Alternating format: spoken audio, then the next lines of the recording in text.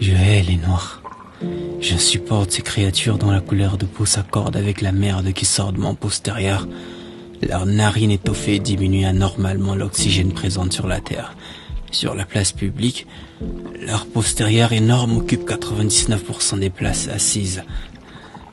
Ces mécréants m'insupportent. Je ne peux m'abstenir de proclamer en leur présence ces louanges funestes.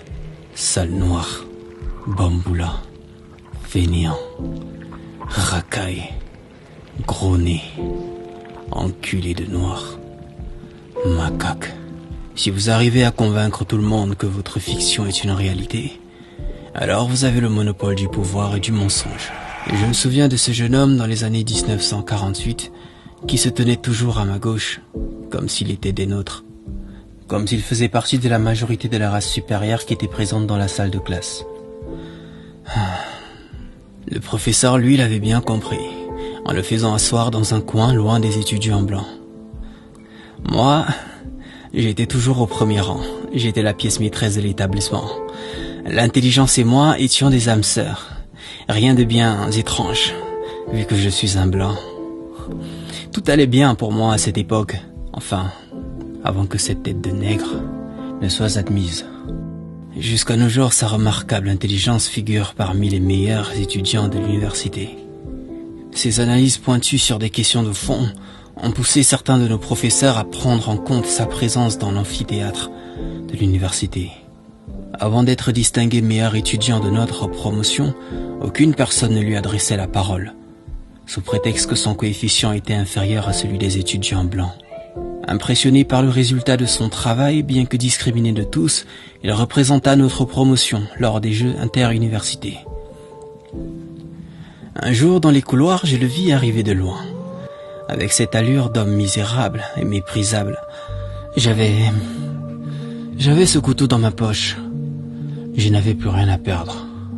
Je devais en finir avec lui, lui qui était venu me dérober ma place. Cet être inférieur, il était enfin à 1 mètre de moi. Je sortis mon couteau, il le vit, et nos yeux se croisèrent.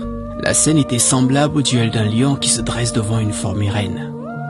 Une seconde avant que je ne me décide finalement à passer à l'action, ce malfaisant me sursura ces mots délicats. « Bon anniversaire, Nasty. » Cette fourmi venait de vaincre le lion que j'étais. Mes amis intimes avaient oublié mon anniversaire. N'étant plus le plus populaire, j'avais perdu et ma popularité et mes amis. Aucun de mes amis n'avait jamais oublié mon anniversaire. Ce jour qui me tenait tant à cœur, tous l'avaient oublié, même mes parents, tous. Sauf lui. Lui, cet étranger, cet homme, venait de me faire comprendre que le racisme est une belle opportunité donnée aux Noirs pour rappeler au monde que le premier être humain fut noir. Avec sa différence, il est devenu le meilleur face au racisme. Il a travaillé pour être le meilleur.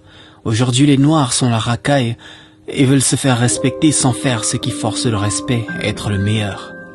Aujourd'hui, le noir fait des postes, parle des colons, des vendeurs d'esclaves. Ils font des marches de contestation. Il faut utiliser le chemin de l'excellence pour se faire entendre.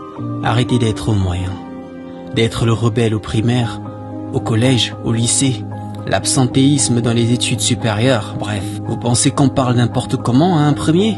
Faites des postes et des campagnes pour dire aux enfants « Soyez les meilleurs et non pas des rassemblements inutiles ».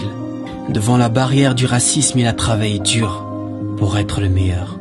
Aucun policier ne pouvait le plaquer au sol, ne pouvait l'étrangler. On ne pouvait que l'insulter et l'ignorer. Mais il a face à l'adversité travaillé, et ceux qui le rejetaient l'ont cherché.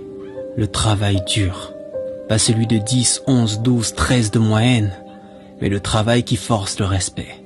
16, 17, 18, 19, 20... C'est la solution. Les Noirs qui se sont fait un nom dans ce monde qui est si raciste, c'est à force de travail et de peine qu'ils l'ont fait. Levons-nous. Ne levons pas seulement nos poings fermés, mais levons-nous dans un travail pour être les meilleurs. Fini l'élève moyen. Fini le jeune qui traîne dans les cités. Fini le vandalisme. Fini les trafics divers. Fini de penser que la liberté s'obtient à force de marche. Non, à force de travail, travail et travail, chacun à son niveau. soyons les meilleurs. Et alors ceux qui sont racistes vont nous chercher.